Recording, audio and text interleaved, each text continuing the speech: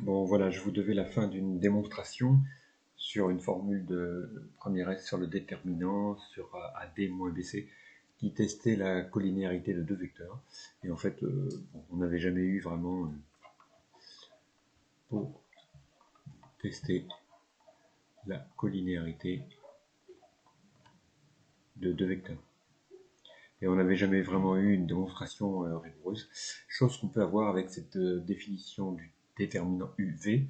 Ce sont les vecteurs UV, même sans les flèches, on fait comme les grands en prépa. Norme de U fois norme de V sinus UV. On a prouvé que déterminant de UV, c'était l'aire de ce parallélogramme. Très bien. On va maintenant, pour démontrer ça, prendre une base E1, E2. On a expliqué qu'on faisait comme les grands. Hein. E1 de coordonnées 1, 0.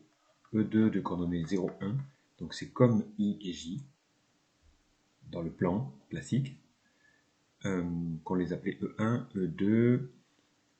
Est-ce qu'il manque autre chose? Dans cette base-là, je vais prendre U de coordonnées AB et V de coordonnées CD. Voilà, ce qui veut dire que U c'est A E1 plus B E2 et que V c'est C E1 plus D E2. Voilà.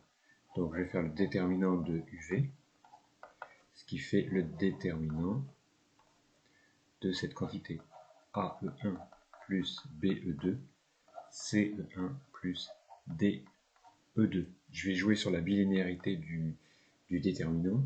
Linéarité d'abord suivant la première composante, ici à gauche, ça fait AE1 CE1 plus DE2 plus, donc je fais qu'une chose à la fois, hein, pour pas vous perdre, CE1 plus DE2.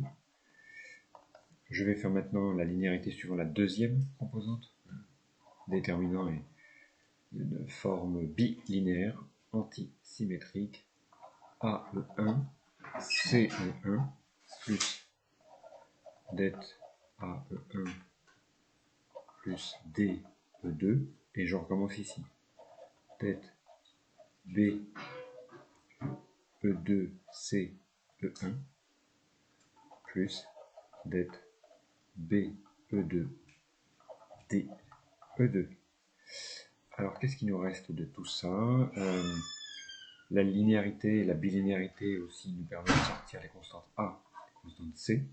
Ça fait AC det E1 E1.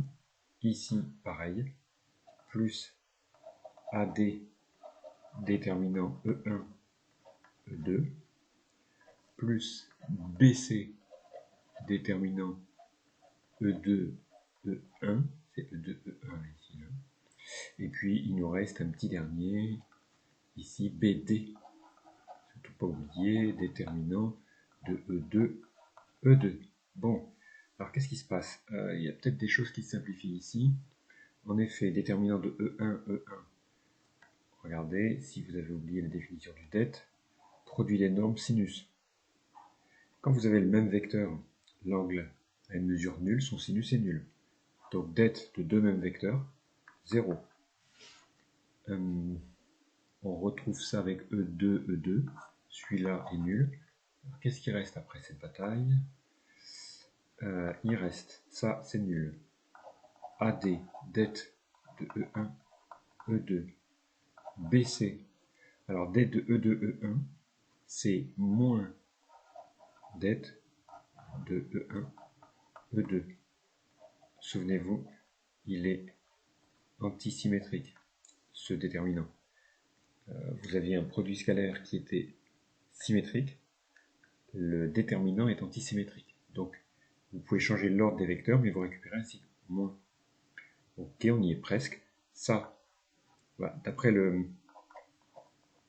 la définition, norme de E1 fois norme de E2 fois sinus E1 E2. C'est une base qui est orthonormale. Hein. Si vous faites la norme de E1, vous allez voir, il y a un 1 et un 0. Vous pouvez prendre la norme dite canonique, hein, racine carrée de 1 au carré 1. Et norme de E2, pareil, 1, tout ça. Ça fait 1, ça fait 1. Et là, vous avez le sinus d'un angle entre E1 et E2, sinus pi sur 2, 1. Donc en fait, ces deux choses font 1, ce qui fait que ça fait AD moins BC. Et Eureka, vous avez votre démonstration det de UV égale AD moins BC dans une base E1, E2, que vous appellerez canonique. On a expliqué dans le cours pourquoi canonique, c'est la plus basique, la plus simple, de R2. Vous en verrez des différentes, des bases. De toute façon, à partir du moment où vous avez une base ici, E1, E2, rien ne vous empêche d'aller en choisir une un petit peu plus bizarre, E1, E2, E'1, mettons, E'2 ailleurs. J'étais en train de penser, du coup, avec ça, vous pourriez peut-être une application de ça. Si je fais rapidement un quadrillage, il faudrait que j'ai assez de carreaux. Vous avez un point A, un point B, un point C ici. Voilà. Toc. Toc. Alors je vous aide un petit peu, vous prenez une base. Voilà, par exemple celle-ci là. E1 à l'horizontale, E2 à la verticale. Et vous pourriez calculer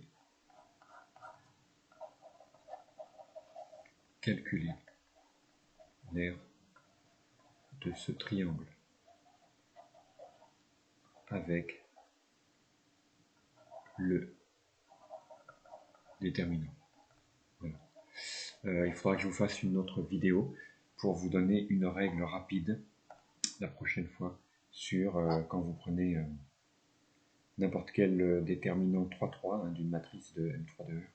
Par exemple 1, 2, 3, moins 1, 3, 2, 4, 5, 6. Il y a une règle qui s'appelle la règle de Sarus.